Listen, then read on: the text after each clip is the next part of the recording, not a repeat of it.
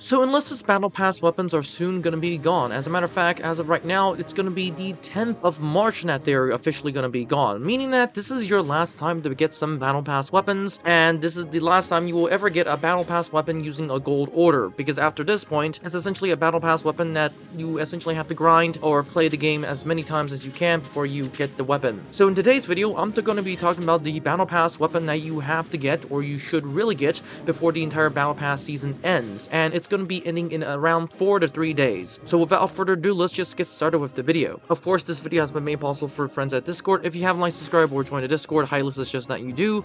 But that said, let's get started. Starting with the Soviet Union.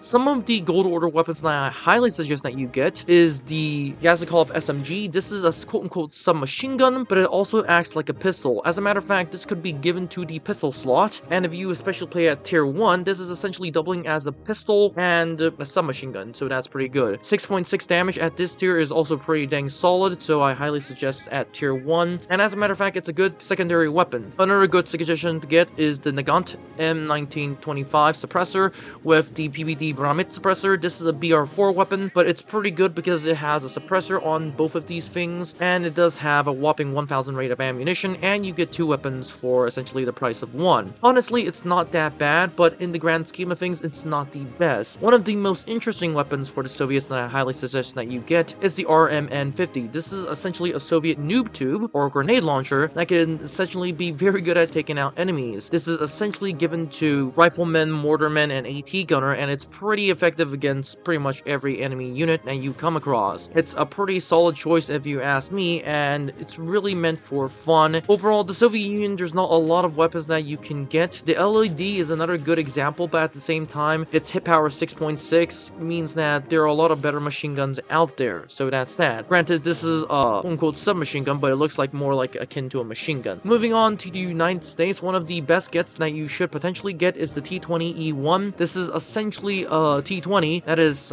much better than the regular T20 in terms of recoil management. However, the issue is that it lacks a bayonet. Instead of a bayonet, it gets a bipod, which is actually pretty decent if you ask me, and pretty much almost everything else is the exact same or similar. Another good suggestion that you can potentially get is the M21A1 carbine. Not the best, especially if you have the Hyde, or especially have the Thompson 50 round Thompson, and especially if you have the M2 carbines. Another interesting thing that you should get is the suppressed weapons. This is coming in at tier 2. It actually is once again a 2-for-1 sale. M3 suppress, the M3 grease, and well rod M2. This is a pretty interesting set of weapons. It's considering the fact that the M3 suppress is a pretty good suppressor, considering that the hit power is 7.9. As a matter of fact, it's a very good low tier submachine gun, so that's good. And of course, we have the railrod, which is more akin to a meme weapon than anything else. But overall, this is a pretty good get if you especially like to play low tier. And of course, for top tier, we have the Bren Mark 1. This is essentially a British Bren with 50 rounds. It is like the Vickers, except for a very much slower rate of fire. And honestly, it's mainly good at using for long range, so that's that. Move on to Germany. We have a lot of good suggestions that you can get, starting with one of my favorites, and that's the Gewehr 43 Kurz. This is a Gewehr 43 that has 8mm rounds and essentially comes in 30 round magazine and auto and semi-automatic. It's actually really good after the buff, in which Enlisted has given this a full auto buff, so that's great. Very good suggestion, and used to be the original STG-44 before the STG-44 came out. In game, of course, not historically. Another good suggestion is the artillery Luger. This is my favorite at tier 1 because this is a pistol that doubles like a submachine gun slash semi-automatic submachine gun, and this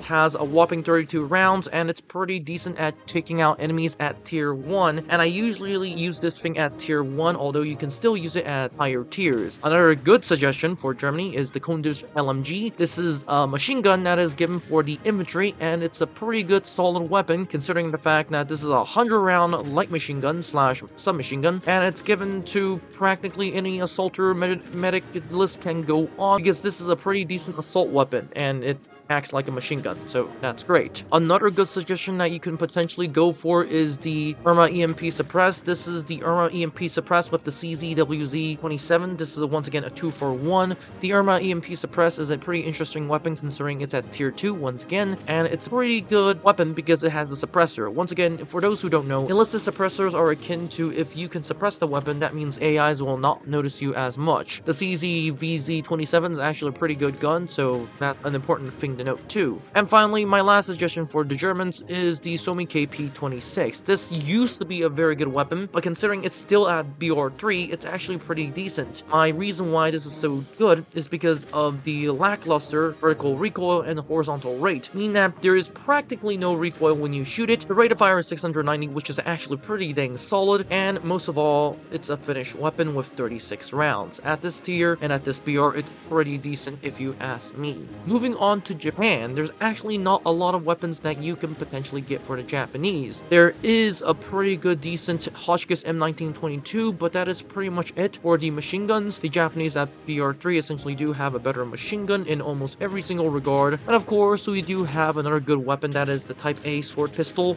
This is essentially a cavalry Nambu pistol but combined with a blade. This literally looks like a katana and a sword hybrid slash gun hybrid. So yeah, this is just cool. Nothing that you can really do with it. 8-round magazine is not that bad, and you do have a sword as a melee weapon, so it's a pretty interesting weapon. I highly suggest that you get it if you have the gold orders to spare, and that's that. To recap, my final suggestion for some weapons if you are short on gold orders is the RMN50 if you want to have fun, the T20E1 if you want to be using the United States, the Kunders or the Bear 43 Kurtz, or the Artillery Luger if you have fun, and for the Japanese, there's not a lot of good things, but if you really want to have some fun, the Type A sword pistol. So that's that. Without further ado, this is all it for this video. Don't forget to like, subscribe, and join the Discord, and I'll see you in the next one.